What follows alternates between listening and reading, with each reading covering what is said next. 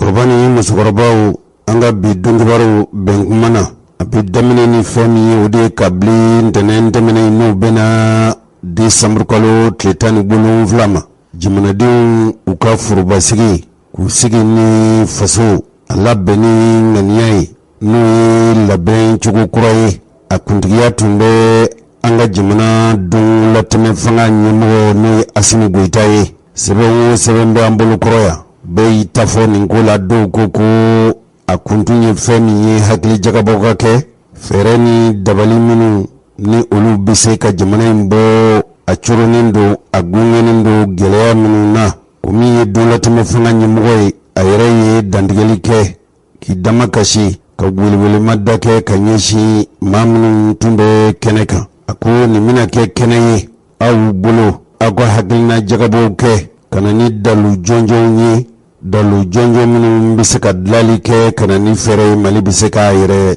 kun sɔrɔ cogo min ka bɔ gɛlɛyaw la. Hali n'a y'a sɔrɔ k'a fɔ nin tako laban minnu n'olu bɛɛ senna n'a tile 3 ye bi ye a laɲini tun ye fɛn minnu ye ka pili sɔrɔlasiw u ye fanga pɔrɔntu kalo san 2000 ni san 20 fo ka se bi ma mu bɛ n'o ye politiki tɔn ye minnu n'olu ma sɔn u sen ka ye nin kɛnɛ in kan. A kɛnɛ in n'a kuntigiya tun bɛ Asimi Goyita yɛrɛ bolo nka maa minnu kɛra kɛnɛ in taba ye olu y'a ye k'a fɔ Mali sɔrɔlasiw an ka diinɛ ɲɛmɔgɔw politiki tɔn dɔw forobamɔgɔ dɔw Zeni Mulayi n'ale ye kodɔnna minnu ani maa faamuyali minnu bɛ yen ni nin kɛnɛ in labɛnni a kuntigiya k'a sigi bɔlɔ kelen kan a bɛ se ka wolo ni jamanadenw ka laɲiniw ye cogo min.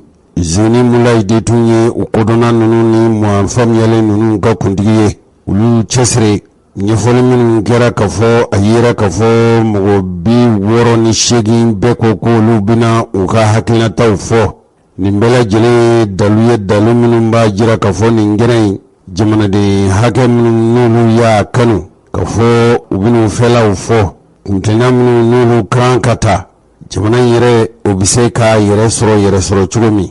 Mamadu Hashim Kumare n'ale ye nin ko in labɛnni kɛbaaw olu ka kolon ɲɛmɔgɔba ye a ko n'i y'a ye nin ko in kɛra jama fɛla ye jama caman den bɔra a kun ye ka fɔ malidenw limaniyɛnen dɔw bɛ yen ka fɔ don nata ninnu u ɲɛsɔrɔlen n'u ɲɛsɔrɔbaliya u bɛ bɔ bɛn bɛna kɛ taabolo ni taasira ani kuntilenna minnu kan jamana yɛrɛ gɛlɛyaw olu ɲɛsɔrɔli la laɲini bolodalen ninnu o ye bolofara 17 ɲɔgɔn bonyɔngo ye fanga cɛmabɔli bɛ o la jamana yɛrɛ bɛ mara cogo minnu na jamana bɛ sigi ani jamana yɛrɛ sigidaw olu bɛ kana kolon minnu na ni fɛn ye bɛrɛbɛrɛtɔnw ye politikitɔn ninnu bɛɛ lajɛlen ka ko bɛɛ nin bɛɛ lajɛlen bɛ se ka ɲɛsɔrɔ cogo min. Hakili jagabɔ kɛra nin ko bɛɛ lajɛlen kan wa hakili jagabɔ ninnu kan ka wolo fɛn minnu na hali n'a ma ɲɛ ka fɔ dɔ bɛ fara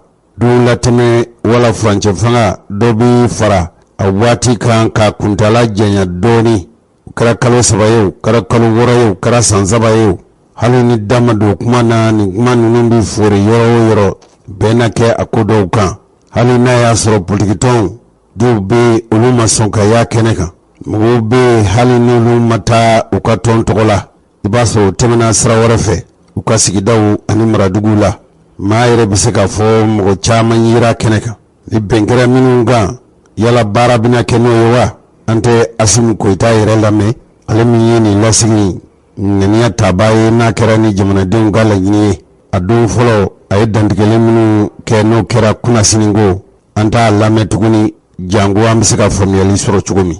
Excellence, Monsieur le Premier ministre du gouvernement. Jamana ŋana jamana nafa tɔnɔ bɔbaga e min ye jamana marakolo wara marabolo ɲɛmɔgɔ ye e min bɛ kɛnɛ kan yan. Monsieur le président du Conseil national de transition. Jamanadenw ka danakulu min sigira n'a ka baara ye ka don latɛmɛ furancɛ fanga ka marabaw sɛnsɛn k'u bilasira o ɲɛmɔgɔba e min bɛ kɛnɛ kan. Mesdames et messieurs les membres du gouvernement. Jamana marabaa minnu. Monsieur le président des institutions de la République. Cɛ ni muso minnu bɛ yan fanga bondaso ni jamana mara dɔ kalifalen don aw la aw ɲɛmɔgɔw fɛn o fɛn n'aw bɛ kɛnɛ in kan. Excellence professeur Djangouna Traoré. jamana tɔnɔ e min y'a bɔbaga ye a kan bɛ jɔnkunda de ma k'o jɔnkunda Tarawele e min bɛ kɛnɛ kan i bonya bɛ kuma na. Mesdames et messieurs les membres du CNT, aw minnu ni aw ye maa sugandilenw ye ka jamana marabaw bilasira cɛ ani muso minnu bɛ yan. conseillers nationaux, chefs de circonscription administrative, aw minnu ni jamana sigida mara kuntigiya n'a kalifalen don aw la. et autorités collectives territoriales. jamana mara bondaso bɛɛ o kɔlatigɛlaw n'o mara kalifalen don a cɛ ni muso minnu na cɛ ani muso. Le gouverneur du district de Bamako mara kalifalen don e min na i bɛ kɛnɛ kan i bonya bɛ kuma na. Monsieur le maire du district de Bamako maireba i bonya bɛ kuma na. Madame le maire de la commune 3, Bamako sigida sabanan maire i bonya bɛ kuma na. Mesdames et messieurs les représentants des missions diplomatiques, aw minnu ye lasigidenw ye an faso Mali teri jamanaw aw minnu ye aw ka faso lasigiden ye n'aw bɛ an fɛ Mali dugukolo kan yan. autorités morales, danamɔgɔ ni bonya bɛ maa minnu kan ni aw ye maa minnu ni aw bɛ jamana aw b'a bilasira ko dilan la aw minnu bɛ kɛnɛ kan. religieuses et coutumières. minnu ye diinɛ ta ye o minnu ye laada nasiraw ye o. Mesdames et messieurs les représentants des organisations de la société civile, jamana dugulenw forobamɔgɔw kɔlɔtigɛlaw cɛ ni muso aw bonya bɛ kuma na. Mesdames et messieurs les membres du panel de haute personnalité des assises nationales de la refondation, Monsieur le président de la commission nationale d'organisation des assises nationales de la refondation, e min ye kuntigi ye i ni baaraɲɔgɔn tɔw n'an bɛ kɛnɛ min sigili la a labɛnni cogo ɲuman kalifalen don aw minnu na aw bonya bɛ kuma na. Mesdames et messieurs les membres de la commission nationale d'organisation des assises nationales de la refondation, Mesdames et messieurs les participants aux assises nationales de la refondation, cɛ ni muso minnu n'u bɛ nin kɛnɛ in kan aw fɛn o fɛn ni aw nana nin kɛnɛ in kan jamanadenw ka jɛ ka sigi ka kɛnɛ yakubaya aw bɛɛ bonya bɛ kɛnɛ in kan. distingués invités, maa welelenbaw aw bɛɛ aw minnu bɛ kɛnɛ kan. Mesdames et messieurs, tout protocole observé. cɛ ni muso minnu bɛ yan bɛɛ n'i jɔyɔrɔ bɛɛ n'i nakun aw bɛɛ bonya bɛ kɛnɛ kan. En ce jour solennel dont le Tout-Puissant a voulu bien nous gratifier, nin kuma bɔ kɛnɛ in nin halala kɛnɛ in nin foroba kɛnɛ min ni ala y'an garijɛgɛ k'an sɔn ni a kɛnɛ in sigili ye. permettez-moi tout d'abord de lui rendre grâce et prier qu'il lui plaise de continuer à préserver notre chère patrie. a y'a to de n ka ala hu barikada a y'a to n ka ala barikada ala min n'o bɛ k'an ka Mali sɛnsɛn ala min bɛ k'an ka Mali dɛmɛ ala min bɛ k'an ka Mali kumabɔ cogo min a b'o o magotoli min kɛ an faso ye a k'an dɛmɛ o la kuda ye fo jamana in k'a yɛrɛ sɔrɔ. Meurtri, plus que jamais menacé dans ses fondements. Mali min ni a kɔlɔlɔ sen bɛ Mali ma fo Mali yɛrɛ jɔsenw Mali sigikun a kɛn bɛ ka kɔlɔlɔ se u bɛɛ ma o gɛlɛya minnu gɛngɛnnen don an da la. Et dans son existence en tant que nation. hali maliya yɛrɛ maliya min n'o ye an bɛɛ furuba Mali ye n'a bɛ kɛ o ka faso kelenya a bɛ ɲini ka dankari o la. Et je voudrais en effet vous inviter d'observer une minute de silence. ne tun b'a fɛ an bɛɛ lajɛlen an ka waati kunkurunin kɛ taasi bila la. En la mémoire de toutes les victimes maliennes et étrangères de cette guerre qui a été imposée à notre nation. nin kɛlɛ jugu min ni a gwɛngwɛnnen don an faso da la bi maa o maa ni a kɔlɔlɔ a seri ma nin bɔli la dunan fara dugulen kan malidenw fara kɔkanmɔgɔw kan ni a kɔlɔlɔ n'a ye nin bɔ se olu ma an k'o kɛ taasibila waati kunkurunin taasibila ye ani dugawu don ye ka se u ma. bɛɛ wulila min bɛ se ka wuli o wulila. Je vous remercie. n bɛ aw fo. En ce moment si décisif de la transition et donc de l'histoire de notre pays, nin waati minnu ni ko don min waati min o latigɛli n'o donba ye latigɛ ɲuman fɛn min n'an bɛ n'o la yan n'o kuran an na yan o nafa a n'o tɔnɔ kudayi o de b'an faso kan. je ressens une grande fierté à présider cette cérémonie d'ouverture de la phase nationale des assises de la... ne Asimi Goita n wasalen don n'a ye nin kɛnɛ min n'o ye jamanadenw ka jɛ ka sigi faso ko kun kan a fori waati nka y'o kɛnɛ kan. fondation qui constitueront certainement un moment d'échange fructueux. nin kɛnɛsigi bɛna kɛ waati ye hakili falen hakili jagabo dabali ni fere nyini tonoma ni kene yimbena ke o kene sigilenyi comme l'ont été dans les phases intermédiaires. Inafo ajujona ni minu nye wasamunu zorolola abina fori no wasa kilende ni alasonama. Une telle initiative si vitale qu'elle découle de nos traditions ni la dade yo mali tabolo de ni ameni kene minka ni sra korobode sra munu chira jamanai atutike bawfe kako awnye dont l'une des exigences est la participation de tous les citoyens.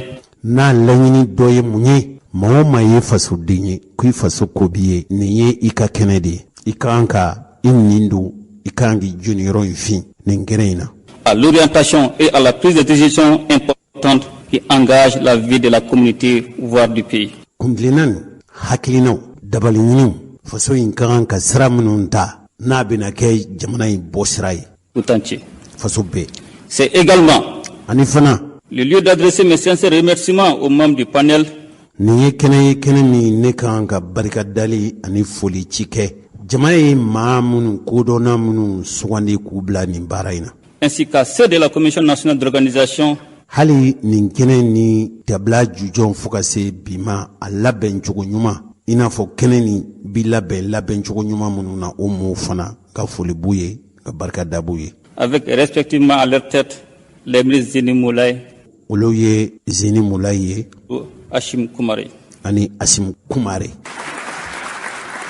Mesdames et messieurs les membres du panel, Cheni muso munu n'olu ye dɔnninge ba ni ma faamuyali munu ni nin ko in labɛnni ni a hakilina ye n'o ye faso ka hakilina ye aw minnu bɛ kɛnɛ kan et de la Commission nationale d'organisation, kɛnɛ ninnu sigili labɛnni a labɛn cogo ɲuman bɛ aw minnu fana bolo en vous choisissant pour siéger au sein de ces deux organes, nous ne nous sommes point trompés. anw ye aw sugandili k'aw tɔmɔli minnu kɛ ka nin ko in di aw ma jaa anw ma fili Le sens du patriotisme et du devoir aw ka halaladenya a ka faso kanuni ka baara kɛ ni wasa ye o min na aw ni laminen don n'o ye dɛ l'esprit d'écoute et la neutralité ka bɛɛ lamɛn ka na maa si k'i dungɔ maa ye ka dɔ fisaya ni dɔ ye aw minnu m'o kɛ dont vous avez fait preuve ont été sans nul doute a y'o wale a y'o jogo min kɛ siga foyi t'a la dɛ et clé du succès de cet exercice combien important. o de ye nin kɛnɛ in wasa o wasa sɔrɔlo la dɛ a ju jɔna n'o hakilina ni nin kɛnɛ in nafa dun ka bon ka se hakɛ min ma Pour l'avenir de la transition. min b'a to furancɛ fanga in a bɛ se ka sini a bɛ wasa don nata ninnu na a bɛ kɛ wasa ye don nata ninnu na cogo min En créant les conditions de rencontres fondées sur l'inclusivité a ye nin kɛnɛ in sigili a y'aw sinsin ni k'a kɛ bɛɛ nin ka don a la bɛɛ da ka don a la bɛɛ k'i jeni yɔrɔ fin maa si kana kɛ maa ye min ni mɔtɔw bɛ gɛrɛ ka sabu kɛ ka dɔw gɛn aw m'o baara min kɛ dɛ et la participation responsable des citoyens jamanaden bɛɛ lajɛlen k'i jeni yɔrɔ fin k'a dɔn k'a fɔ i ka jɔda bɛ nin na vous avez permis à notre peuple de s'exprimer dans sa aw kɛra diversité et faire un diagnostic sans complaisance a kɛra sabu ye aw k'a to an ka jamanadenw u bɛɛ kana faso in k'a filɛ dɛ k'a lɔjɛ fɛn minnu ye fɛn ɲumanw ye n'o bɛna faso in dɛmɛ n'a ma kɛ ni musalaka ye a ma kɛ ni tulon ye a kɛra ni sɛbɛ ye des problèmes qui sont à l'origine de la déliquescence de notre État et de n'a kɛra sabu ye ka jamana in faso in sigi a sen sabara kɔnɔ notre société. ani an ka jamana Lancé le 11 décembre 2021, nin daminɛna desanburu kalo tile 11 ka se bi ma les assises nationales de refondation amorcent ce jour ni mali labɛnni mali dilali kabili mali tulomɔ mara fɛn o fɛn bɛ yen n'o ye faso in n'a sigikun y'o ye k'o bɛɛ lajɛ min ni o man ɲi k'a lajɛ k'o dilan kabili mali a dugumala an ta kɛ kabili malidenw fɛ togodaw bugufiyɛw yɛrɛmarasigidaw kafow fo kana se faaba ma leur dernière ligne droite après le niveau local. nin de ye sira fara yɔrɔ nin ye kow fori kɛnɛ sigi de ye kabili an ka sigidamisɛnw na fo ka se faaba ye ma Communal, régional et au sein de la diaspora malienne hali maliden minnu sigin bɛ tunga fɛ kɛ établis à l'extérieur. n'olu sigin bɛ tunga fɛ La phase nationale qui nous réunit aujourd'hui a kun cɛ jamajilajɛ min n'o de kɛlen don sabu ye k'an fara ɲɔgɔn kan bi. dans la ferveur et la communion autour du Mali. Bɛɛ kana dɛ kana Maliba k'a lajɛ a bɛ se ka nimaya cogo kura min. Sera une étape cruciale dans la marche héroïque de notre pays vers le redressement.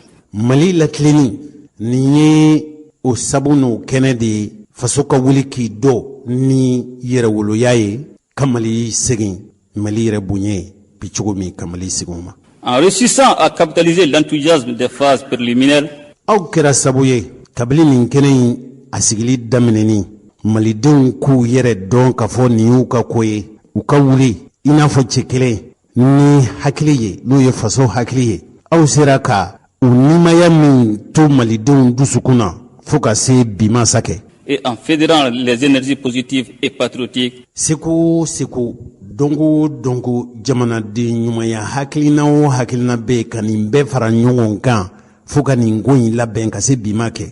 qui en ont émergé auront traduit leur désir de rupture.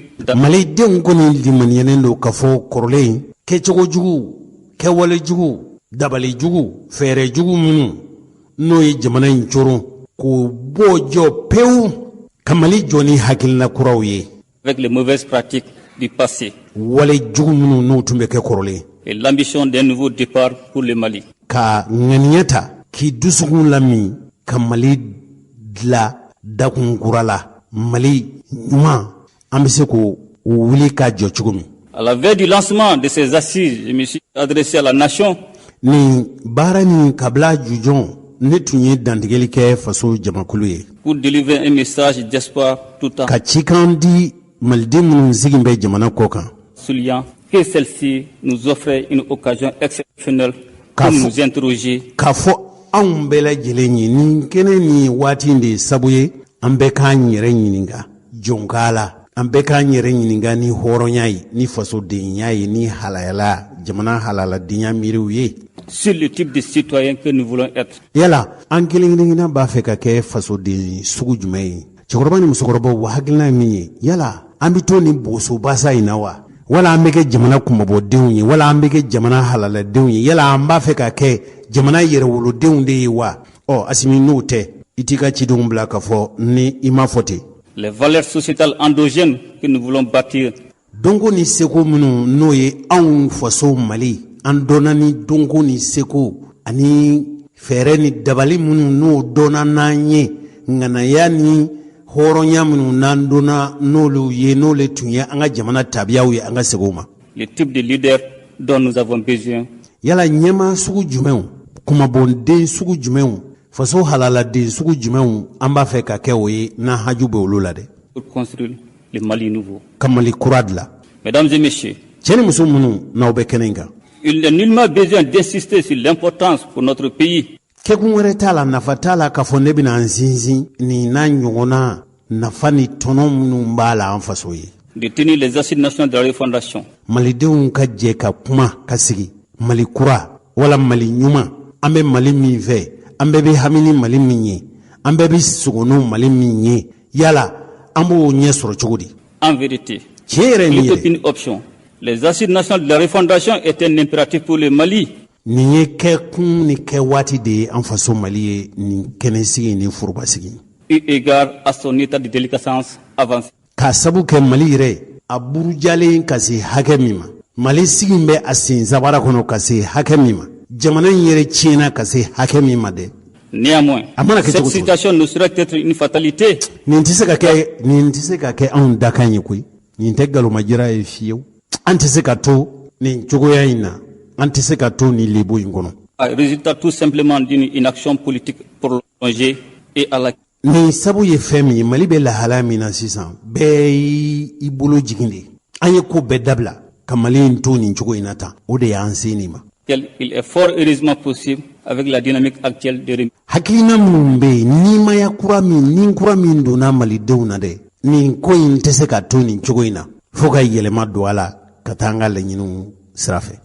Les dérives graves au niveau de la gouvernance, le renoncement aux valeurs cardinales de notre société, la perte de. Tiɲɛni jugu minnu n'olu tora jamana mara kuntigi n'a kolatigɛlaw la o juguyaba minnu n'olu de kɛra sabu ye fo ka se an bɛ don min na i ko bi. De père, l'incivisme est généralisé. Faso dengolonya ka ban faso ye ka kolo faso ye ka kɛ jamanaden ɲumanya ye an ban'o de ma fo o sina k'o kɛ an k'u ka kolokolo fadi faso juguya faso burujali mago tɛ faso la n t'a kɛ faso ye an y'o toli min kɛ n'u kolokolola an ka walew la dɛ. Ont provoqué la faillite de l'État. O de ye faso in sigi a sen sabara kɔnɔ o de ye jamana in coron nin coron cogo la. Les dysfonctionnements de l'autorité de l'État. Jamana mara a kɛcogo jugu bɛɛ k'i ta kɛ tigi tɛ foyi la kungo tɛ foyi la jamana kan ka mara ni sira mun jɛlen minnu ye o sira ninnu batobaliya. Ajouté aux chocs internes et externes, on fait l'externe, on fait le lit de l'insécurité et de l'extrême violence. O de nana kɛ an bɛɛ bɛ min dɔn bi dansago damatɛmɛ tɔɲɔni jugu dantɛmɛ wale cɛjugu an yɛrɛ dama ni ɲɔgɔn cɛ bɛnbaliya ka dusukun fɔ ɲɔgɔn kɔ ka fitinɛ kolokolo an faso kɔnɔ o de nana wolo nin na tan. La sécurité. Tous les pans de notre société sont entrés en crise ou sont traversés par des convulsions. An yɛrɛ dama ni ɲɔgɔn cɛ bɛnbaliya kabilaw ni ɲɔgɔn cɛ sigiɲɔgɔnya jamana in a bɛ ŋuna min na bi nin bɛɛ nɔ de ye nin ko ninnu ye. De la cellule familiale à l'école. K'a daminɛ kabili du kɔnɔ fo ka se an ka kalanbondasow la. De la santé au domaine foncier. Furakɛli yɔrɔ minnu n'olu ye jigifa yɔrɔw ye fo ka na dugukolo yɛrɛ dugukolo ko kiiri dugukolo fitinɛ. Des partis politiques aux associations. K'a daminɛ kabili bɛrɛbɛrɛ ni politiki tɔnw na fo ka na se jamanadenw ka fara ɲɔgɔn kan kuluw ma. Des élections aussi bien politiques que professionnelles, etc. Jamanadenw ka ɲɛmɔgɔya sugandiw jamanadenw ka kafo ɲɛmɔgɔya sugandiw o n'a ɲɔgɔnna gɛlɛya ninnu dadara ɲɔgɔn kan. La nation est déchirée par des divisions intestines. Jamanadenw fara-faralen don faso denw kɔ donnen ni ɲɔgɔn cɛ ni faden juguya ye a bamanankan jɛlen de o ye n'o tɛ awa Asimu ka mɔgɔw aw b'a fɔ n k'a latilen cɛkɔrɔbaw ye. Qui se sont élargis à presque tous les secteurs de l'État. O nana don jamana yɛrɛ jɔ siraw ni jamana jɔ walew bɛɛ la jamana jɔ kow bɛɛ la jamana bolofaraw bɛɛ la nin de nana kolokolo an faso kɔnɔ. D'où la situation de dysfonctionnement que nous avons connue depuis mars-avril 2020. O de nana ni kele ye nudonbaliya kabiri avril kalo san 2020. Consécutive à la longue crise post-électorale de 2018 doublée de déficit chronique. Kabili kɛlɛbanbaliya min sɔrɔla kabili jamanadenw ka ɲɛmɔgɔ sugandi n'u nana u ko nana kolokolo ko o kolokolo ni fanga bonya. Gouvernance vertueuse. Jamana yɛrɛ mara ɲuman kɛ cogo baliya fɛ. En somme, le Mali était face à un malaise profond. A ye min don dɔrɔn o de ye Mali tun ɲɛsinnen don jigilatigɛ kɔnɔguwan ani yɛrɛ sɔrɔbaliya jugu de ma.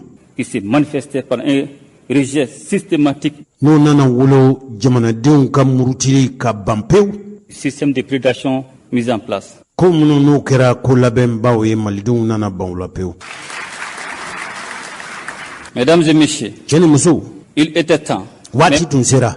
Grand temps. Waati tun sera jɔnjɔn ɲɛna. Spirale de la dérive. Mali bɛ se ka kisi tɛtiɲɛ ma cogo min. C'est pourquoi nous devons replacer notre Maliba an ka kan ka Maliba an k'a bila yɔrɔ la dɛ. Dans une nouvelle dynamique.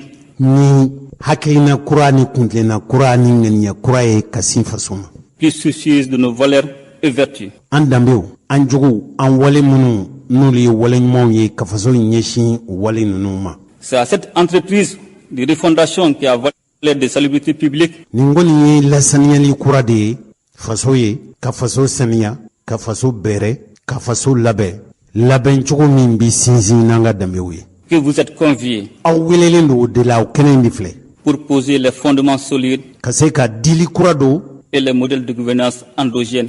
Mara min n'o ye an ka yɛrɛ mara n'aw bɛ kɛ ni danbe ye ni hɔrɔnya ye. Qui s'inspire de notre patrimoine historique et culturel. N'o de ye an ka jamana in tabiya kɔrɔw ye. Mali tun dɔnna ni fɛn minnu ye mara kɛcogo ɲumanw na an ka segin olu ma cogo min. Yɛrɛ mara kɔni. Aujourd'hui, pour s'achever le 30 décembre, il s'agira. A daminɛli min kɛra jamalajɛ min daminɛli kɛra bi n'a bɛna fore décembre kalo tile 30. A bɛna kɛ kun jumɛn na fɛn jumɛn ɲɛɲinitɔ don et poursuivre l'objectif qui consiste à faire un diagnostic sans complaisance de l'état de la nation. Ka fɛsɛfɛsɛli kɛ dɛ a tɛ kɛ ni musalaka ye jamana in bɛ lahalaya minnu na k'a lajɛ ji ɲɛma jɔlen na k'a kɛ ni kɔnɔjɛya ye Mali bi cogo di dɛ. D'en tirer les meilleures leçons. A ye an kalan minnu ni Mali lahalaya n'o ye an kalan o gɛlɛya ninnu na. D'analyser en profondeur la situation globale du pays. K'a lajɛ sanfɛli lajɛ dama tɛ dɛ ka jagali kɛ k'a jaga ka taa fo a gɛlɛya ninnu jijɔn yɔrɔ. Degun minnu bɛ Mali kɔnɔ gɛlɛya minnu bɛ Mali la fiɲɛ minnu bɛ Mali la a kana kɛ sanfɛ ɲɛɲini ye dɛ k'a yuguba fo ka taa se a gɛlɛyaw ma jɔnjɔn k'olu jate k'olu fɛsɛfɛsɛ k'olu ɲɛdɔn. Il vous reviendra également Aw kan ka min kɛ fana de faire des propositions concrètes permettant de construire une solution de sortie de crise. nin bɛɛ lajɛlen ɲɛdɔnnen kɔfɛ dabali ni fɛɛrɛ ani kɛta ni fɔta minnu n'olu bɛna to Mali bɛ se ka a yɛrɛ sɔrɔ dɛ k'a dilan ka kɛ faso wasa ye. Qui soit en même temps une perspective de développement politique, économique, social et culturel à long terme. Mali kan ka ni fɛɛrɛ jumɛn ɲini jidi sɔrɔ ani nafolo jidi sira nacogo bɛ yen ni Mali kan ka kɛcogo la min b'a to faso in b'a yɛrɛ sɔrɔ. Et une expérience pour l'unité et la prospérité du peuple malien. Nin ka kɛ dalu ye dalu minnu b'a to Mali bɛna ɲɔgɔn minɛ Mali bɛna wasa n'a yɛrɛ ye Mali bɛna kɛ an sago ye waati jan nata ninnu na. Mesdames et messieurs, cɛ ni muso minnu bɛ yan bien que la tenue des assises ne constitue pas une fin en soi, a kana kɛ an ɲɛna k'a fɔ nin lajɛ in n'an y'o kɛ kaban k'o ye an wasali k'o ye an sago sɔrɔli ten o tɛ dɛ. il est important nafa bɛ a la a nafa ye jumɛn ye. d'admettre que celle-ci constitue une étape indispensable dans la longue marche de notre peuple. nin ye tɛmɛsira de wajibiya tɛmɛsira de n'o ye sira kuntalajan ye an ka jamana in a bɛ se k'a yɛrɛ sɔrɔ a bɛ se k'a ka laɲiniw sɔrɔ cogo min. vers le progrès, jidi ani ɲɛta le bien-être et la stabilité. basigi ani yɛrɛ kunsɔrɔ faso in bɛ se ka kɛ a yɛrɛ kunsɔrɔba ye cogo min. Ainsi, o la les résultats qui sortiront de ce forum jaabi minnu n'o bɛna sɔrɔ aw ka foroba lajɛsigi in na ne seront que le début des processus salvateurs nin de ye lasaniyani wale jujɔn ye et non la fin. o t'a laban ye dɛ nin ye baara daminɛnin de ye cɛsiri nin ye cɛsiri jujɔn de ye nin t'a a laban ye dɛ nin t'a bannen ye dɛ. En effet, sabu il sera mis en place à la fin des assises lajɛ in n'a kɛra fori fɛn ye ka ban tuma min de suivi et d'évaluation. kulu de bɛna sigi kulu min bɛna bɛn kɛra minnu kan ko faso ka dilan n'u kuntilenna n'u hakilina n'u kɛta n'u fɔtaw ye kulu de bɛna sigi min bɛ nin nɔ bɔ yala min fɔra bɛn kɛra min kan yala baara de bɛ ka kɛ n'o ye wa. Ainsi qu'une phase technique intense ani dabali ni fɛɛrɛ minnu kan ka tigɛ dabali ni fɛɛrɛ kɔtigɛbali cɛsiri la. an balimaw a ka ca ni san kelen ye wala san kelen dafara Soumaïla Cissé a fatura ko min ye coronavirus ye k'o de kɛra sabu ye tasibila kɛra a ye Soumaïla Cissé jamana halaladen dɔ tun don min y'a jiniyɔrɔ fin kosɛbɛ. Soumaïla Cissé a kɛra farafinna yɛrɛ a nafolo n'a sɔrɔ a n'a wari cakɛkulu min bɛ n'a bɛ fɔ a ma nanzarakan na ko commission de l'union économique monétaire de l'Afrique de l'Ouest n'o ye UEMOA ye a kɛra kuntigi ye cogo min a ye cɛsiri minnu kɛ fasoko la o bɛ se ka jidi cogo min magoya ni dɛmɛ ani wale minnu n'olu ye wale ɲumanw ye ka mɔɔw bɔ degun na o kulu dɔ dilanla a tɔgɔ la n'o ye fondation pour l'espoir et l'excellence jigiya ani ŋaniya ka jamanadenw dɛmɛ ni cɛsiri ye o ye baaraw daminɛ sibiri tɛmɛnen n'a dɔgɔ furancɛ kelen bɛna kɛ sibiri nata sibiri tɛmɛnen n'o bɛna desanburu kalo tile 18 ma anw fɛ yan Bamakɔ a kɛra politiki tɔnkulu ɲɛmɔgɔw ye o a kɛra dunanw ye o kɛra balimaw ye o kɛra teriw ye olu jamakulu de wulila ka taa fondation Soumaïla Cissé ka taa a baaraw ka olu jujɔn min ye a furumuso ye ni ne yɛrɛ balimamuso don sabu Soumaïla Cissé fatura desanburu kalo a tile 25 a tile 4 de ye bi ye sango ni ɲɔgɔnna don Soumaïla fatura min yɛrɛ ye ne baramuso ye n'o ye Asitan Traoré ye a ko olu ye nin kɛ kun min na bada Soumaïla ka cɛsiriw ɲinɛ kana k'a kɔ fo Soumaïla ko ka to malidenw hakili la cɛman ni musomanw hali farafinna yɛrɛ tilebiyanfan mo ni magwe kulu abine chesri sira sabafe a fɔlɔ o ye kalan ye kɛrɛnkɛrɛnnen ɲɛna denmisɛnw i kɛra fantan ye o i kɛra yatimɛ ye o i kɛra misiginɛ ye o i m'a kɛ denmisɛn sugu o sugu i ka se ka kalan denmisɛnw kalan kɛlen kɔfɛ k'u ladege baara ɲini ani baara kɛcogo ɲuman na ani sigi tɛ taa dabali ni fɛɛrɛ sigiyɔrɔ ni sigiyɔrɔ lamini o dabali n'o fɛɛrɛw nka nin baara ninnu bɛɛ lajɛlen dabɔkun ye maakɔli kɔlibaatɔw ni dɛsɛbaatɔw ni maadegunenw ye olu bɛ se ka magwɛn cogo min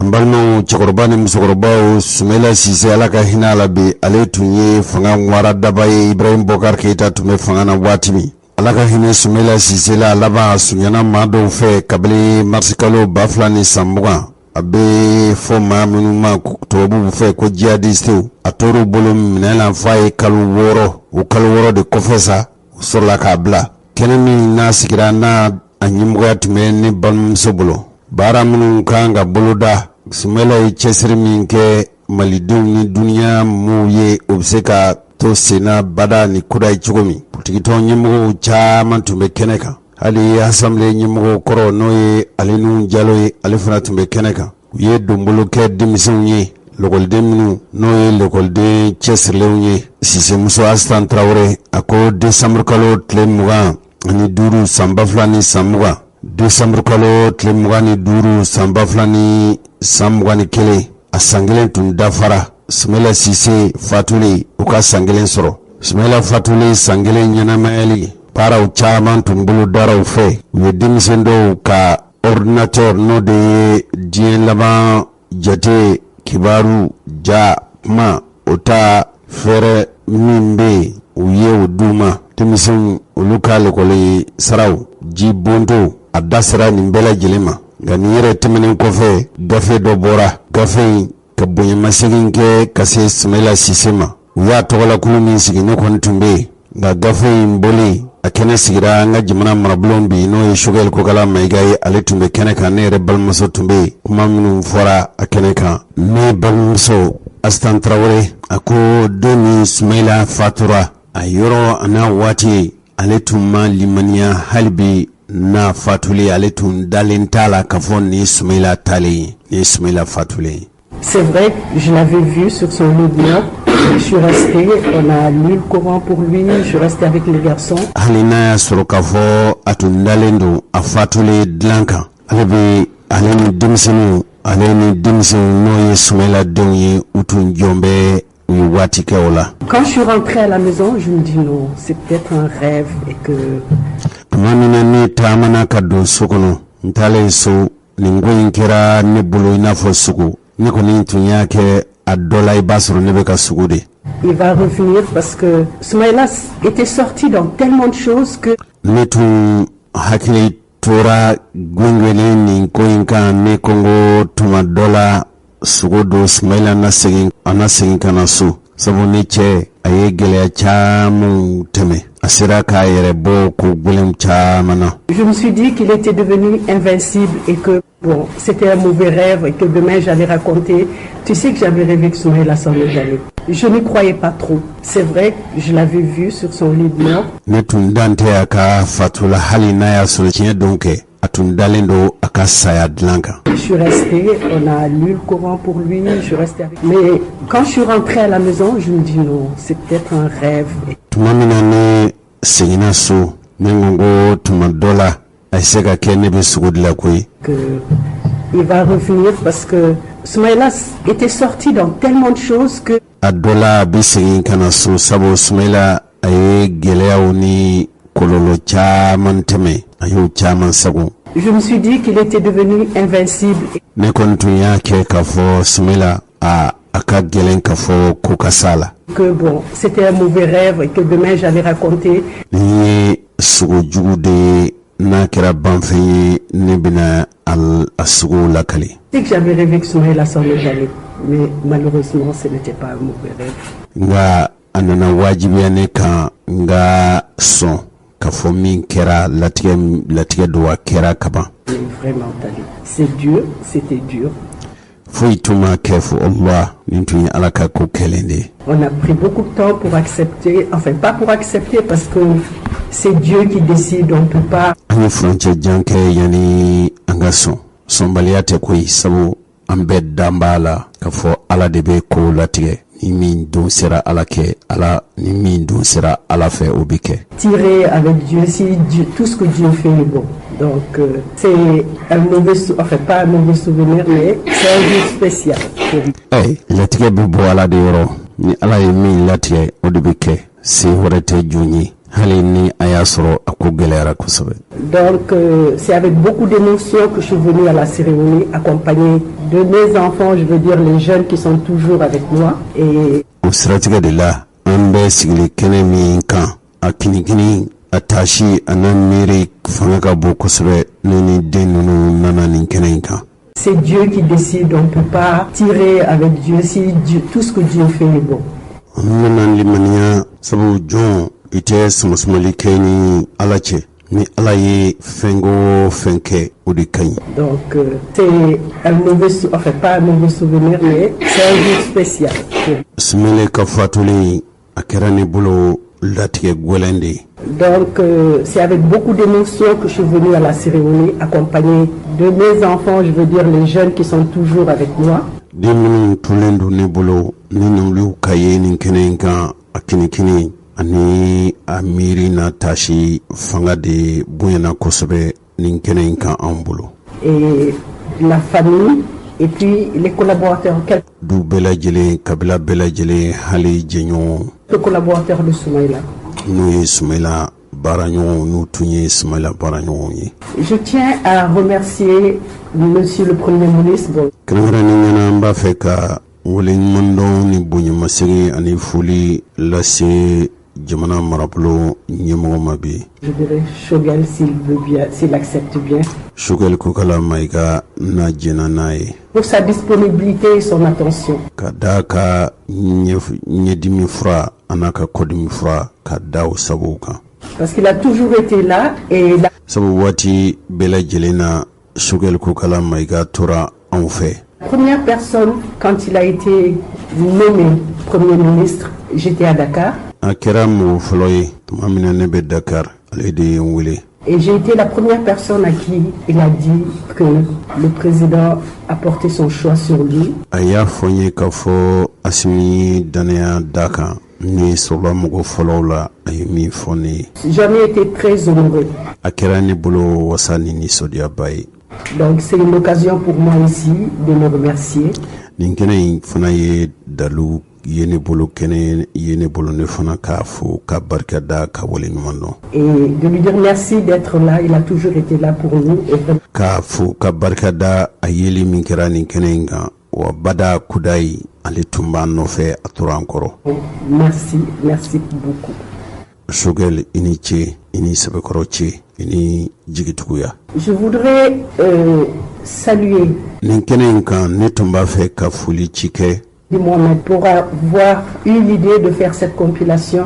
Min kɛra sabu ye ka Soumaïla ka hakili jigin gafe dilan k'olu bɛɛ lajɛlen k'u tɔmɔtɔmɔ k'u fara fara ɲɔgɔn kan. Et de parler de Soumaïla. Min n'u gafe bɛ ka kuma Soumaïla Cissé kan n'o ye ne furucɛ ye. Et lui dire merci pour de faire un témoignage. Et seereya minnu n'o kɛra u fɛ. Dire que c'était le meilleur des maris, le meilleur des papas, le meilleur frère. Ale tun ye furucɛ ɲuman ye, ale tun ye denfa ɲuman ye, ale Soumaïla tun ye jɛɲɔgɔn ɲuman ye. Le meilleur tonton. Ale tun ye bɛnkɛ ɲuman ye Soumaïla Cissé. Il était pour nous tous. Ale tun ye anw kɔni bolo, Soumaïla kɔni tun ye anw bolo. Il y avait le meilleur. Et fɛn min ka ɲi anw ka fɛn ɲuman anw ka jigi de tun ye Soumaïla Cissé ye. Je ne me lasserai jamais de dire. Ne fari tɛ faga ni fɔli la bada kudayi Soumaïla tun ye maa ɲuman ye anw bolo fɛn ɲuman tun don anw bolo. Que pour nous, pour la famille. Anw fɛ a ka du fɛ. Soumaïla était tout ce qu'il y avait de meilleur. Soumaïla tun ye fɛn min ka ɲi a ka ɲumanya dan tun t'a la. Nous vivons avec lui. Anw kɔni tun ni Soumaïla tun bɛ ɲɔgɔn fɛ an tun n'a bɛ adamadenya ko bɛɛ kɛ ɲɔgɔn fɛ. Tout le temps, il est toujours à nos côtés. A tun b'an kɛrɛfɛ a tun bɛ ne kɛrɛfɛ waati bɛɛ. Il s'en est allé, Dieu l'a appelé. Hali n'a a welela Ala fɛ, Ala y'a wele bi kɛ. Et il reste avec nous. Hali bi don in na an limaniyɛn de k'a fɔ Soumaïla bɛ anw fɛ. Je remercie aussi l'éditeur. Mɔgɔ min kɛra nin gafe in dilanba ye ka bonyamasegin kɛ ka se Soumaïla ma a ka gafe dilanba nka foli bɛ minnu ye sɛbɛn in a sɛbɛnba ani gafe in dilanbaw nka foli b'u fana ye. L'éditeur, je l'ai connu autrement. Nin gafe in labɛnba n y'a dɔn ko wɛrɛ de la. Connu quand il était étudiant. N y'a dɔn tuma min l'écoleden tun don. Aujourd'hui, je le vois, c'est, enfin, on dit un ayatollah, mais avant... Bi kɔni n y'a ye bolo kura kan. C'était le communiste pur et dur. Nin kɔni ye diɲɛ faamuya bolo sira min bɛ yen n'a bɛ f'o ma ko communiste ani laminen don la kosɛbɛ.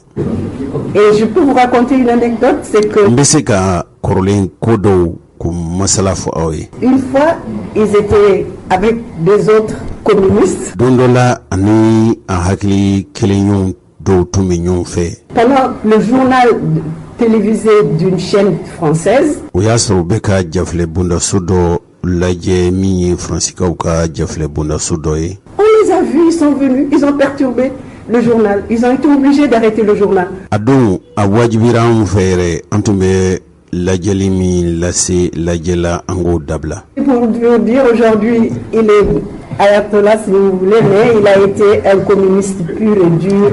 Ale ni nazaraw ka hakilinaw tun tɛ kelen ani tun laminen don la kosɛbɛ. Pendant ce temps, pendant qu'il était étudiant. O tuma y'a sɔrɔ l'écoleden tun don. Je voudrais aussi remercier Moussadek Bali. N bɛ foli kɛ ka ɲɛsin Karisa fana ma Kulubali. Moussadek Bali parce que c'est un ami de Soumaïla. Moussa Bek Bali, a ka hakɛto. Il a été son ami quand Soumaïla était là, quand Soumaïla n'était pas là. Ale tun ye Soumaïla teri ye. O teriya tun bɛ sen na hali ni Soumaïla tun tɛ yen tuma min Soumaïla bɛ yen tuma min na ale tun ye teri ye. Il a été là pour nous. A tora yan a tora an jigiya kɔrɔ. Donc comme il est là, je profite de... Komi a yɛrɛ bɛ yan sa. Je sais qu'il n'aime pas trop qu'on parle de lui. N b'a dɔn k'a fɔ maa ka kuma kan a tɛ sɔn maa ka tɔgɔ la kuma fɔ hali n'o ye tiɲɛ. J'en parle quand même, je le remercie. N b'a fana fɔ ka barika da. Bon, je remercie tous ceux qui sont venus avec maa o moi. maa kɛra nafɛn ye sɔgɔmada in na n ka foli b'u bɛɛ ye. Forcé une cérémonie, on a bousculé tout le monde. An ye maa bɛɛ koron ka mɔgɔ bɛɛ karaba u ka sɔrɔ kɛnɛ in kan. A tun kan ka daminɛ nɛgɛ ɲɛ 10 waati. Donc on a voulu faire la cérémonie avant. An di ya karaba ka kon o waati ɲɛ. Donc on a forcé, on a dit 8h30 à tout le monde, mais à 9h moins 10. Ka daminɛ kabili 8h30 an tun y'o fɔ mɔgɔ ye ka nka yanni nɛgɛ ɲɛ 9 bɛ se. On a pu commencer la cérémonie. An sera ka nin ko in daminɛ. Oui, je pense à 8h30, en 40 minutes, on a fait la pose de la première pierre. Miniti 30 nɛgɛ ɲɛ 8 dala gosilen ni pɔnko 30 ye an ye fara fɔlɔ da. Pour un forage. N'o ye jibondo dɔ ye. Dont on avait parlé pendant le lancement. An tun ye layidu ta k'a fɔ an bɛn'o dɛmɛw ta ka ma dɛsɛlenw sɛgɛrɛ jiko gɛlɛya bɛ minnu na. Dieu merci, on a fait le... barika Ala ye an sera ka baara jujɔ ka fara fɔlɔ da. Ça s'est bien passé. Hakilila k'a fɔ a ko ninnu kɛra ni wasa ye. Je remercie ceux qui m'ont accompagné pendant cette... N bɛ foli kɛ ni barika da kɛ ka ɲɛsin aw bɛɛ ma aw minnu ye ne sɛnsɛn. Et qui m'ont suivi encore ici. Minnu tugura n nɔfɛ kana fɔ nin gafe in jirali kɛnɛ kan. Je tiens à les remercier parce que bɛɛ fo. Ils ont toujours été là pour nous. Olu kɛra mɔgɔw ye mɔgɔ minnu waati bɛɛ lajɛlen na u ma anw bila fiyewu u kɛra an nɔfɛ mɔgɔw ye. Donc je remercie tout le monde. Enfin, c'est des remerciements. Vraiment vous tous. Aw bɛɛ. Tous ceux qui se sont déplacés. Maaw ma sera ka les yan sɔrɔ. journalistes parce que hali minnu ye kunnafoni lasiraw ye les amis de Soumaïla. Aw tun ye Soumaïla teriw de. Parce que pour qu'une action soit connue, an bɛ fɛn o fɛn kɛ a ti ɲɛdɔn mɔgɔw fɛ cogo min an ka ko kɛtaw bɛ dɔn. C'est vous qui êtes derrière. Aw de b'a ko bɛɛ labɛn. Et je vous remercie. N b'aw bɛɛ lajɛlen fo kɛrɛnkɛrɛnnen ɲɛna. Je remercie tout le monde. Tous ceux qui sont venus ici. Maaw ma sera yan. Merci tout le monde. Aw bɛɛ ka foli ye nin ye.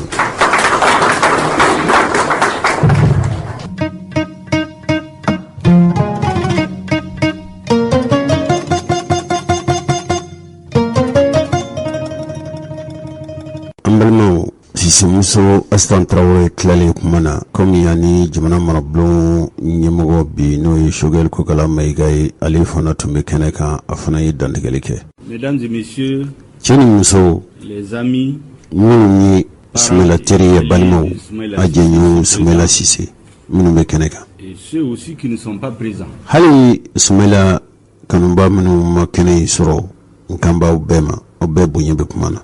C'est un grand honneur pour moi nin ye wasaba ye nin ye nisɔndiyaba ye nin ye bonyaba ye ni sugɛli yɔrɔ aujourd'hui, bi moi qui ai connu Soumaila de plus près pratiquement ne ni surunyana Soumaila la kosɛbɛ les 2 dernières années de sa vie. san laban fila min kɛra C'est un grand honneur pour moi nin ye bonya ye ne yɔrɔ nin ye wasa ye ne yɔrɔ d'être ka ye invité à cette wele cérémonie, nin kɛnɛ in kan de me donner l'occasion k'a kɛ sabu ye ka kuma di ne ma de faire un témoignage. n ka kɛ n ka seereya dɔw fɔ seereya minnu bɛ ne ni Soumaila Cissé cɛ.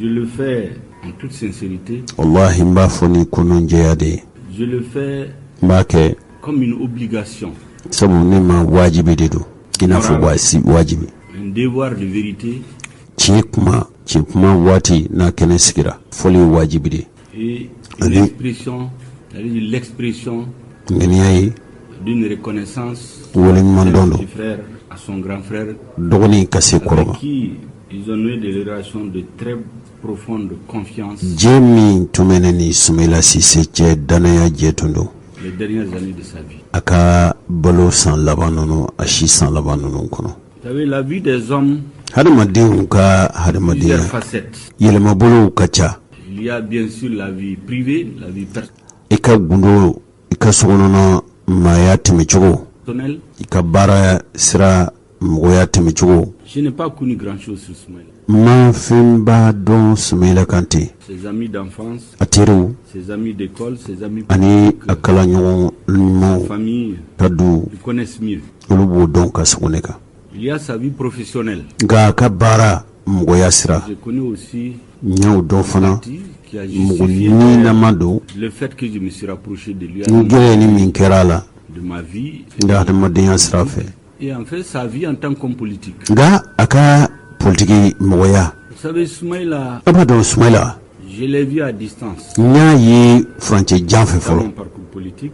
politikiya sira fɛ Et dès 1994, ba kelen sa ni kɛmɛ kɔnɔntɔn ni bi kɔnɔntɔn ni naani tuma parce que je scrute régulièrement, ne tun bɛ ɲininiw de kɛ façon ka sɛgɛsɛgɛliw kɛ très suivie, ka nɔbɔliw kɛ les déclarations et les prises de position. jamana baara minnu n'o ye politikiya kuntigiw ye J'ai imposé cela de longue date. n ye o kɛnta taabolo Au-delà ye des adversités ka sabu kɛ politikiya fadenyaw ye qui puissent nous opposer les uns aux autres, tuma dɔ la hakilinaw tɛ kɛ kelen ye puissent déceler n bɛ se ka lafilɛli kɛ cogo min ka fiɲɛ sɔrɔ acteurs politiques, politikimaw qualité qui pourrait kodɔn ni justifier, faamuya min bɛ u la si nécessaire un jour, don dɔ nataw na parce que j'étais a bɛ se ka convaincu kɛ de sabu longue ye date, an bɛ fara ɲɔgɔn kan an bɛ aucun jɛ des acteurs politiques de premier plan seul ne peut faire face aux défis. jamana kolatigɛla min bɛ mali kɔnɔ k'a fɔ maa o maa kelen kelen ko bɛ se ka mali dilan wa Et je vais vous dire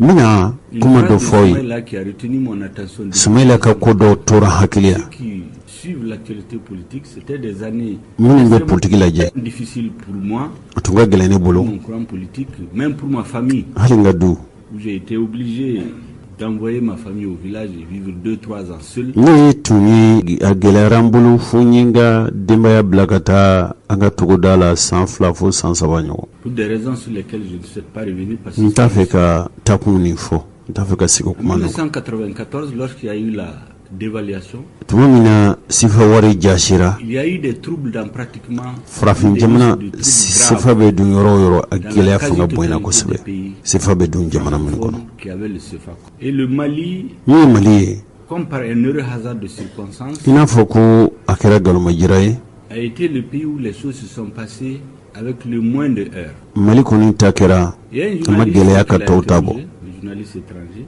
kunnafonilasila dɔw ye ɲininkali kɛ ka bɔ jamana kɔ kan pourquoi le Mali a mieux maîtrisé ko munna mali sera ce ka nin passage ko in bɛn France sifa plus que les autres pays. jasili ka tɛmɛ jamana tɔw Soumaila kan de dire, sumaila ko en réalité, tiɲɛ la yɛrɛ solidarité qu'on a mis le Mali avec les autres. dɛmɛ de y'a to an farala mali farala jamana tɔw ne kan s'imposait pas au Mali. n'o tɛ C'était 30%. mali tun ka nafolo utumanga Mali tumanga do sefa jashilila comme yambe je ka sefa do Mali foni farla to kan demela de lui demander mais pourquoi kono fulla sila ismaila yin ngamula ici il y a des réformes difficiles sabu Mali kono ya on diglen do gele ala koy ni fofen kanga la halina ka gele qui ont été menées par mes prédécesseurs o fere tigera mun kona nenye sous l'ancien régime fanga temene nununa qui n'avaient des réformes courageuses qui n'avaient chesri mun kera Mali fe nous récoltons les bénéfices de ces o réformes. tono Mali be ko tono do dombi o de yake gele ma kolo griya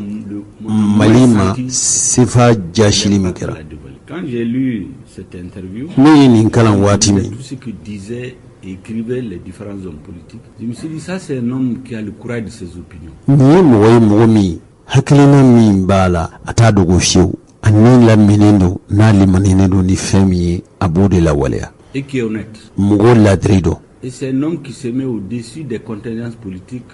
ati do janfa politiki ko janfala politiki fadenya jugu nunu utaka tabulo ye utaka tasiraye C'est un homme d'État.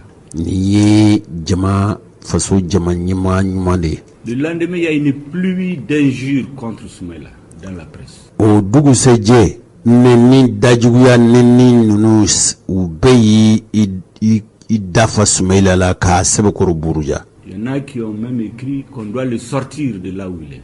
Il ne doit plus être ministre. do koko hali ministriya joda min bala ko ka minala C'est comme s'il fait l'apologie de l'ancien régime. a kɛra i n'a fɔ a bɛ ka tanu ta ka ɲɛsin fanga minnu kɔna olu ka fanga ɲɛ Il n'a rien à faire dans le gouvernement. ko kɛkun t'a la tukun t'a la jamana marabaw fɛ e fanga kɔrɔ e bɛ k'o mankutu Je garde encore ces journaux. o gafew sɛbɛn minnu y'o kuma fɔ hali bi a sɛbɛnw bɛ n bolo ye C'est le premier contact avec Soumaïla. C'est à- ne yɛrɛ ni Soumaïla ka ɲɔgɔn se ɲɔgɔn ma Plus tard, o kɔfɛ de sa 2002, san 2002 jamana kuntigi sigi tako filanan min kɛra il y a ses amis politiques, a jɛɲɔgɔn politikimaw la le professeur Ali Diallo, ni hali jalo yɛrɛ b'o la qui m'a contacté en tant que candidat. o tun ye ni sɛgɛrɛ jamana kuntigi sigi tun Les sema amis de Soumaïla, comme ça se doit, i n'a fɔ Soumaïla tera kan ka kɛ cogo min pour trouver des alliés. k'a lajɛ cogo min an bɛ se ka fara ɲɔgɔn kan o sira de fɛ sa Les circonstances politiques et historiques du moment ont fait que politiki kow tun bɛ lahalaya min na olu nana a latigɛ sa il n'y a pas eu de suite à ces rencontres. o lajɛ in ma ɲɛ sɔrɔ Mais je suis resté toujours, j'ai toujours gardé en mémoire nka nin ko in tora ne hakili la position. Soumaïla ye taabolo min ta nin tun ye ŋanaya sira de Après les élections, le jamana kuntigi sigi bannen kɔfɛ m'a fait l'honneur de m'appeler au gouvernement en tant que ministre de l'Industrie et du Commerce. weleli kɛra ne ma ka taa minisiriya kɛ jamana mansin ma baara kɛ fɛnw ni sanni ani feere julaya minisiri o jɔyɔrɔ dira ne ma Et quand il a décidé, comme commissaire de l'UEMOA, tuma min na Ibrahim Boubacar Keita ale tun bɛ fanga na a y'a ɲini k'a fɔ Soumaïla ka kɛ UEMOA ɲɛmɔgɔ ye a ye n ci i bɛ ka kɔni pour voir plusieurs chefs d'État étrangers de la sous-région. jamana minnu bɛ yen n'o ye UEMOA jamanaw ye jamana ɲɛmɔgɔ ye bɛ ka ye ne ci ka taa olu bɛɛ lajɛlen kuma ɲɔgɔnya Passer leur apporter des messages de notre président à kana Cameroun, ale ka ci sa lase Burkina Faso, Burkina sur leur parcours, ce qui les a opposés aux différents courants politiques pendant qu'ils dirigeaient le pays, quelles sont les leçons qu'ils tirent de ça. Et je me rappelle, n bɛ hakili lajigin le président du Bénin, min ye bɛnɛ jamana kuntigi a waati lorsque je devais le voir, j'ai passé 2 jours. n tun ka kan k'a ye fo tile 2 de kɔfɛ n sera k'a ye Le dernier jour, j'ai dit que je n'arrive pas à le voir, je vais donc rentrer. n y'a fɔ k'a fɔ komi n tɛna ye o tun bɛ segin Mali kɔnɔ C'était un 25 décembre.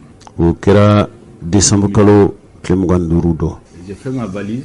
n ye n ka J'étais à minɛnw siri l'aéroport quand l'ambassadeur il m'a dit, n b'a fɛ ka taa fɔ ambasadɛr ye an ka lasigiden ye ko ne bɛ segin faso kɔnɔ il paraît que le président vous reçoit aujourd'hui à midi, il faut donc annuler votre voyage. a y'a fɔ n ye k'a fɔ jamana kuntigi ka kan ka i bisimila bi midi o tuma i ka dugu i ka segini a tɛna bɔ J'arrive à la présidence, n taara u ka jamana kuntigi bulon na il me reçoit. a ye n bisimila Il me dit, mais vous êtes venu depuis quand? a ko n ma e b'an ka dugu la e bɛ yan kabili tuma jumɛn Je dis, monsieur le président, je suis là depuis 72 heures. n ko n bɛ yan a bɛ tile 2 bɔ bi tile 3 sa kɛ J'avais dit d'ailleurs à l'ambassadeur que je suis convaincu que le président ne doit pas être au courant. n y'a fɔ tuma dɔ la i b'a sɔrɔ peresidan i t'a kalama Que le président ne peut pas avoir un envoi spécial de son homologue qui fait 72 heures sans qu'il n'ait un petit créneau juste pour... jamana ɲɛmɔgɔ kuntigi o ka tile saba k'i ka jamana kɔnɔ i ma se ka a bisimila ka kan ɲini ka dun bɛ i ɲɔgɔnna boɲɔgɔn dɔ de ka ci la remettre un message ka sɛbɛn di i ma. Je lui ai dit que j'ai dit ça à l'ambassadeur n ko n y'a fɔ lasigiden ye que le président n'est pas au courant. ko jamana kuntigi t'a kalama. Il convoque le directeur du protocole de la République. a ye minnu bɛ jamana kuntigiya bon ko ɲɛnabɔ ka kana. Parce que le ministre était là depuis 3 jours. ko mali minisiri b'aw ka jamana kan tile saba an fɛ yan. Là se met à cafouiller, a ye kumaw don yɔrɔ n'u bɔ yɔrɔw ca a bɛ yɛrɛ la. à dire beaucoup de choses. a ye kuma caman fɔ. Il lui dit allez-y, écoute de me dire, vous voyez, i y'a ye les intellectuels, maa kalanni ninnu dit cela occupait toutes les hautes fonctions. n'i ye jɔyɔrɔ bɛɛ fa. La dernière fonction, il était à New York ou à l'ONU. Il dit voilà comment on trompe les dictateurs. an bɛ u bɛ farafinna u bɛ jamana kuntigiw la fili nin cogo de la. Il dit ce monsieur est capable demain de faire des livres sur moi nin bɛ se ka gafew dilan ne kan pour me décrire comme un dictateur à qui on k'a fɔ ko a bɛ ne kɛ maakaraw gɛlɛnw ni ko karaba mɔgɔw ye. ne peut même pas parler. Il me dit vous savez, c'est par hasard. Comme je travaille même les jours ouvrables, c'était un... komi ne cɛsirilen don hali baara tɛ kɛ don min baara bɛ kɛ don min ne bɛ baara kɛ nin bɛɛ la. 5 décembre, je suis venu au bureau n nana baarakɛyɔrɔ la et j'ai demandé par hasard n ye ɲininkali kɛ s'il n'y a pas des audiences en attente. n'a y'a sɔrɔ maa dɔw sigin tɛ k'an kɔnɔ u b'a fɛ ka kuma n fɛ. Il me dit c'est là que o yɔrɔ de la sa il y a a fɔra ne ye un Malien qui est là depuis 3 jours. ko mali minisiri dɔ bɛ yan a bɛ tile saba bɔ. Il me dit c'est comme ça que je vous ai appelé. o de y'a to n y'i wele. Je passe sur beaucoup d'autres choses qu'il m'a dit. Le kuma président cayara an da tɛ se n'a don bɛɛ la n y'a bilasira kosɛbɛ. Soumaïla est devenu président de la commission. Soumaïla laban kɛra farafina nafolo ni wari bon ɲɛmɔgɔba ye. Devenu commissaire de Lyon. a kɛra imoa commissaire ye. C'est là en réalité que je l'ai connu de plus près parce que n ye Soumaïla dɔn k'a surunya la k'a dɔn waati de. du commerce et dans les négociations internationales o kumaɲɔgɔnya minnu o ɲɛɲini minnu bɛ ani jamana wɛrɛw cɛ. du commerce, notamment à l'OMC, je me suis retrouvé avec un groupe de cadres. Ni kodɔnbaw fɔm yelen dɔw an ye ɲɔgɔn ye. Pendant que c'est un grand pays comme les États-Unis avait une délégation de 800 hommes. Jamanaba dɔw i n'a fɔ l'américain ka jama kulu tun ka ca ni maa 800 ye. Avec des hauts fonctionnaires qui étaient là depuis 30-40 ans. O y'a sɔrɔ minnu dɔw bɛ a ɲɛmɔgɔya bon in na 120-140 u b'o ɲɛmɔgɔya la. Qui connaissent dans tous les arcanes de l'OMC, toutes les... diɲɛ yɛrɛ kulu min sigilen don n'u k'a ma ko OMC u b'o ɲɛmɔgɔyaw la. arcanes de l'OMC. Je me suis retrouvé à 4 conseillers. Ni kɔrɔsigi 4 de tun bɛ ne na. Et Soumaïla, min ye Soumaïla ye. l'étude de l'UEMOA s'est trouvé donc dans le processus de négociation. Soumaïla sɔrɔla mɔgɔw la mɔgɔ minnu bɛ a ko ɲɛɲini faamuyali ka sɔrɔ cogo min. Et voilà un monsieur avec qui, sur qui j'avais une certaine idée. Ni Soumaïla tun ye mɔgɔ min ne tun ka hakilina dɔw ka hakilina tun b'a kan ni bisigi dɔw ye. À cause des oppositions naturelles entre les hommes politiques. K'a sabu kɛ politigiya fadenya min b'a ni ɲɔgɔn cɛ an faso kɔnɔ. Avec lequel on s'est rapproché. J'ai vu un homme. Anw de gɛrɛla i nana mɔgɔ ye. Il a occupé de très hautes fonctions.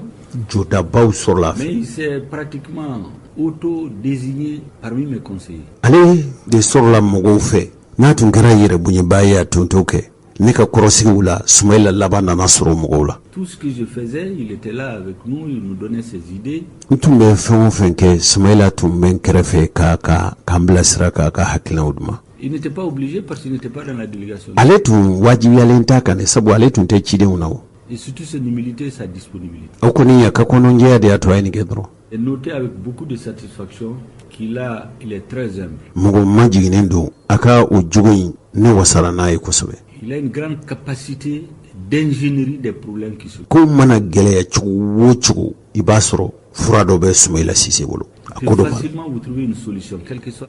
A mana gɛlɛya cogo o cogo a bɛ fɛɛrɛ bɔda d'aw ma. Et je l'ai vu dans les négociations. N y'a ye a kuma in sɔnɔgɔya kɛyɔrɔ fana la.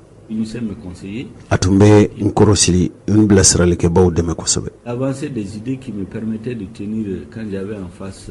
A tun bɛ se ka fɛn o fɛn n'o kɛra ne ni ɲɛmɔgɔbaw ka se ka ɲɔgɔn ye n bɛ se ka n yɛrɛ bɔ cogo min na ni fɛɛrɛ bɛɛ tun b'a bolo.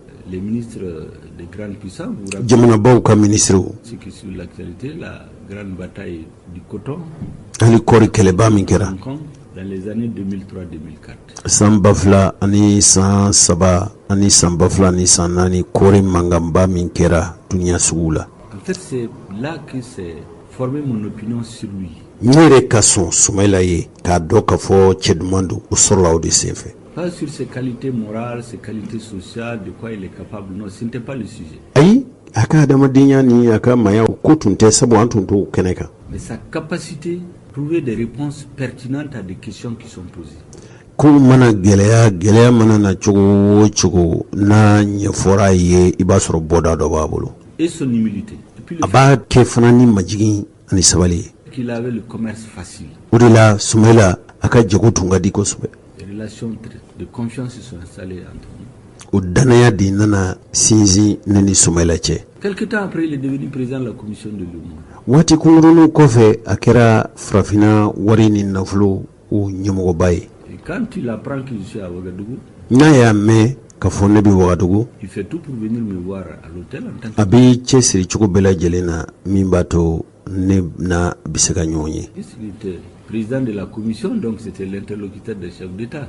Ale tunye anga wari kulu nyemogo ye otuma ale ni jamana kuntugu de tunye nyongo kuma nyongo ye. Soit il vient me voir à l'hôtel, Atumina ni segere funga duna jigi sola. ou bien il m'invite à la maison, Wala ben wele funga tafuso. à sa résidence. Ayre be yoromi. J'ai même eu, sur son insistance, à passer la nuit en laissant ma chambre d'hôtel.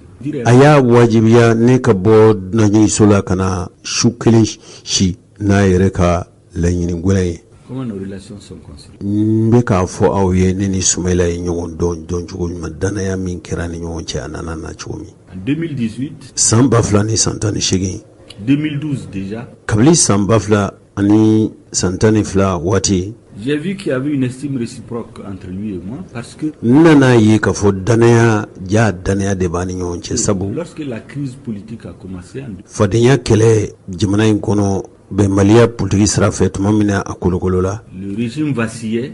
jamana fanga tun bɛ ka keleku. Le président de l'Assemblée, je crois, Dioncounda Traoré, a Dioncounda Traoré tun ye Mali wasabulon ɲɛmɔgɔ ye. un certain nombre de responsables. A ye maa damadama kuntigi dɔw wele. Le demander qu'on aille voir ATT, lui apporter notre soutien et surtout lui dire ce que nous pensons de la situation. Ka taa ATT ka taa jira la ka fɔ an b'a jigiya kɔrɔ nka kɛrɛnkɛrɛnnen ɲɛna an ka hakilina ye fɛn min ye k'o fɔ a ye.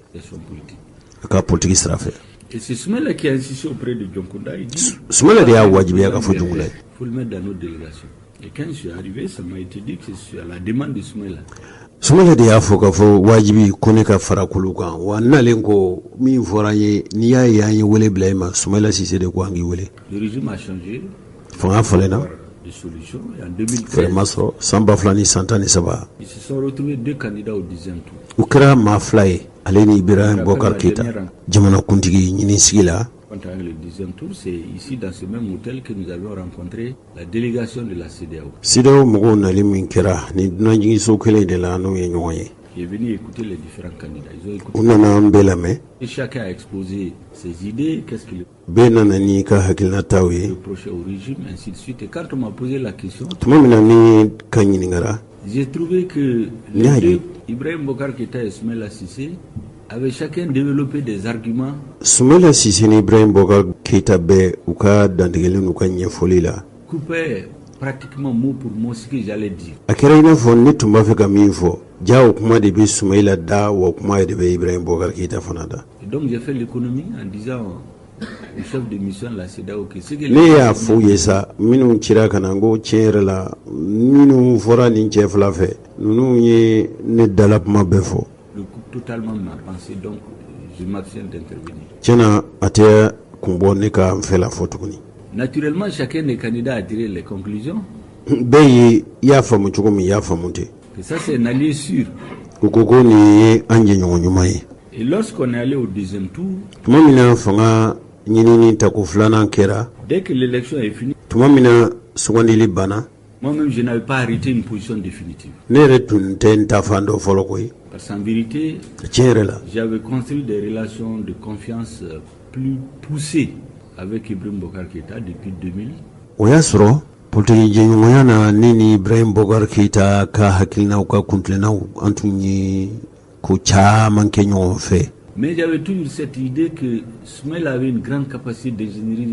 Nga ntu limani anu ka fo Soumaïla ni dabali be ni fere be kamali bo geleala fere na dabali dunia na famu na asibe Soumaïla la. Donc j'ai laissé la parole au niveau de mon parti. Ni nga tonde untoyi yala au ba fe nga ta straj ma fe. Donc majoritairement la décision a été prise. Jama famba benamima kongata Ibrahim Boubacar Keïta. Immédiatement j'ai fait un courrier que je lui ai envoyé. Nyechi blakata ibeka fe.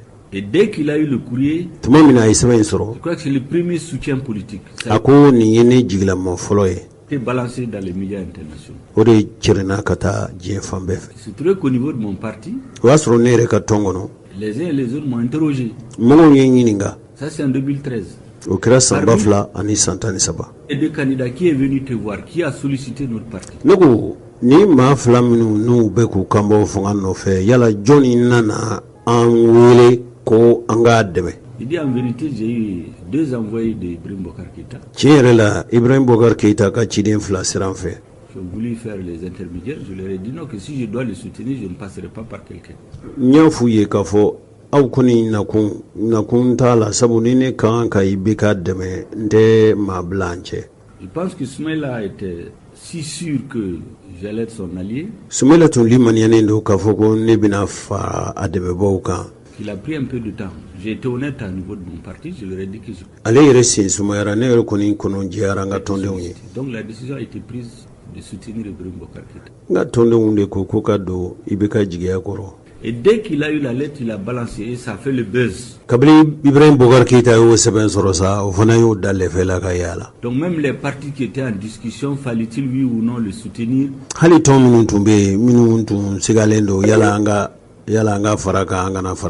Ils ont arrêté les réunions pour courir aller le soutenir. Quand RFI a publié, Soumaïla m'a appelé. RFI a ganzé no nazara Francis kunafon la semaine Soumaïla lamane wele. Il m'a dit qu'il était en route vers chez moi. Akokwa be sraka kana nefe. Il vient d'apprendre que j'ai décidé d'apporter mon soutien à Ibeka. Ko aya me ka fone ko mbe Ibeka do Ibeka jiga koro. Il me dit il s'attendait au contraire, mais c'est la vie. Ngo mnere tunga hakilna tate oye ngonga ngo ni hanamariya temesrawe. Vous savez, cette façon de parler aussi m'a convaincu davantage. Ayeni kuma mimvo kafoni hanamariya temesrawe ni tebashi ako kuma fochoko oye do faranga danayaka. Au-delà des considérations idéologiques, hali ni hakilina tekele yake. C'est un homme qui sait se maîtriser. Mogodo mogomi akunendo na hayre mogodo mogomi a hakili chau mano. Et qui ne tisse pas ses relations sur la base des petites contingences. Ate aka mayadla ni natau. Parce que tel que je connais un peu la classe politique, mais après cet épisode, on a gardé des bonnes relations. Et c'est ainsi que j'ai été nommé dans le gouvernement, je me suis rendu chez lui à la maison. Mais le Premier ministre m'a dit que le président souhaite que je sois là moi-même. Et donc, dès que je suis venu prendre ses conseils, il m'a dit, mais à quel titre est-ce que tu penses que tu peux influencer le gouvernement? Que lui ne croit pas. J'ai dit, de toute façon, je suis venu demander vos conseils. Vous d'apprécier. C'est très réservé.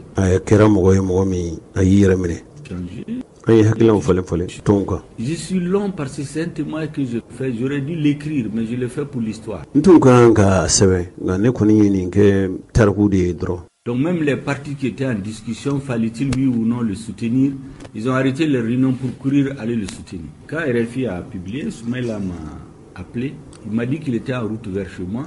Il vient d'apprendre que j'ai décidé d'apporter mon soutien à Ibeka. Il s'attendait au contraire, mais c'est la vie. Vous savez, cette façon de parler aussi m'a convaincu davantage. Au-delà des considérations idéologiques, c'est un homme qui sait se maîtriser et qui ne tisse pas ses relations sur la base des petites contingences de l'heure. Parce que tel que je connais un peu la classe politique, peut-être il aurait cessé même de parler avec moi. Mais après cet épisode, on a gardé des bonnes relations. Et c'est ainsi que quand j'ai été nommé dans le gouvernement, Urela tumamina asugandira kake jamana marakulu modoye. Je me suis rendu chez lui à la maison. Ntara Fouafi Yakasso. Mais le Premier ministre m'a dit que le président souhaite que je sois là moi-même. Et donc, dit que je suis venu prendre ses conseils. Il m'a dit, mais à quel titre est-ce que tu penses que tu peux influencer le gouvernement que lui ne croit pas? J'ai dit, de toute façon, je suis venu demander vos conseils. C'est à vous d'apprécier si vous en donnez ou non. Il était très réservé. On a échangé et puis je suis reparti.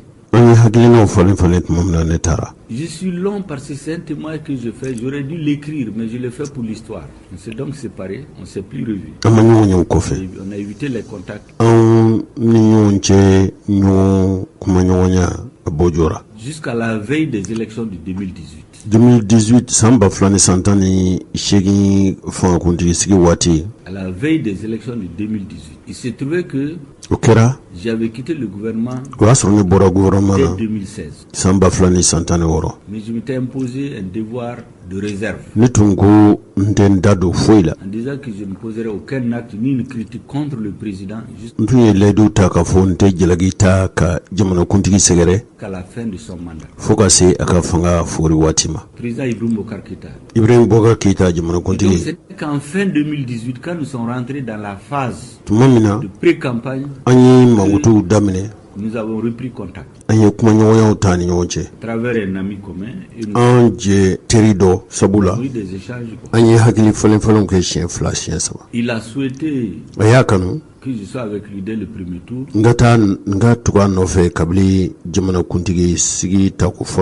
Je lui ai expliqué que ça m'était difficile.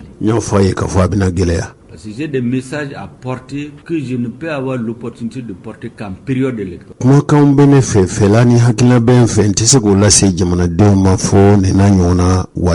Et ces messages compte tenu de la spécificité de mon parti ne peuvent pas être portés par quelqu'un d'autre. Mais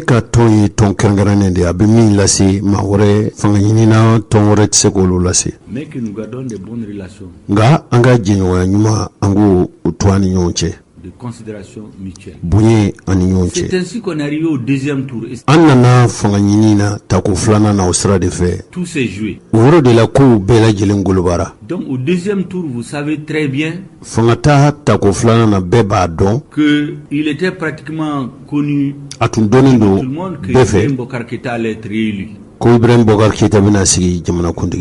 La répartition des scores laissait voir que c'est une élection jouée d'avance.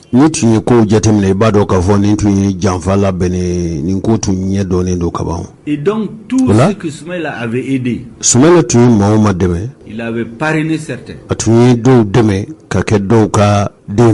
Il a aidé financièrement certains.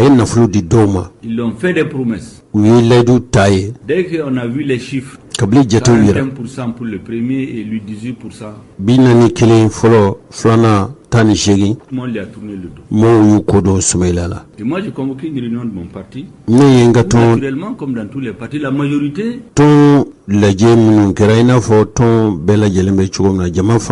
tendait vers celui qui allait gagner. Et mon parti allait diviser. Certains de mes lieutenants position en me disant que de toute façon ils ne soutiendraient pas Soumaïla. Voici comment j'ai tranché. J'ai dit dans mon parti, vous savez, la politique, comme disent les philosophes, c'est la guerre sans les armes à feu. Comme la guerre, c'est la politique avec les armes à feu. Il dit dans une guerre, c'est le commandant en chef qui fixe le cap. Il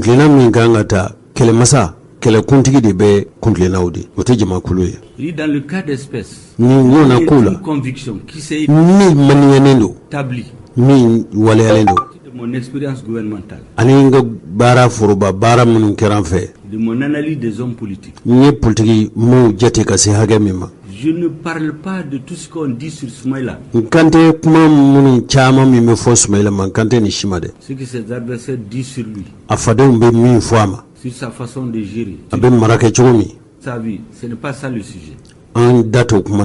Le sujet, c'est que les problèmes que notre pays a,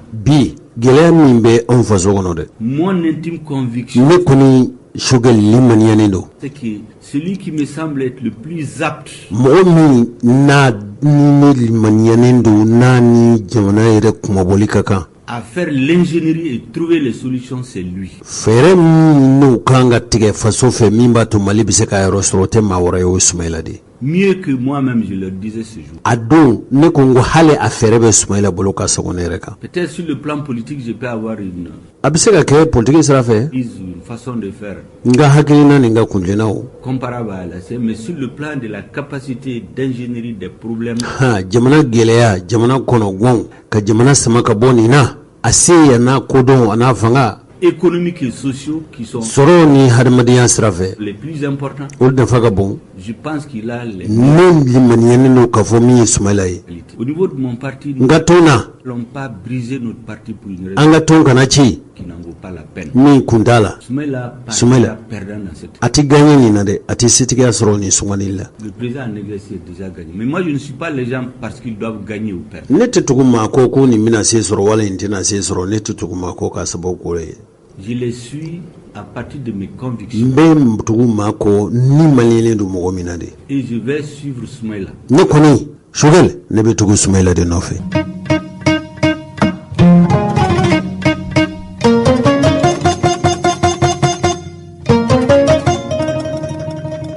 Allah kabini ya rajan wajo se